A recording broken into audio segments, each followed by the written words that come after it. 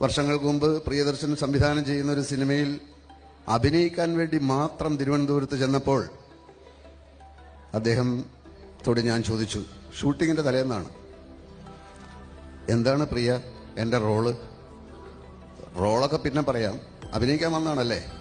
ഞാൻ പറഞ്ഞു, അതെ, അങ്ങനെ നാളെ തുടങ്ങാണെന്ന് പറഞ്ഞ് വന്നാണ്.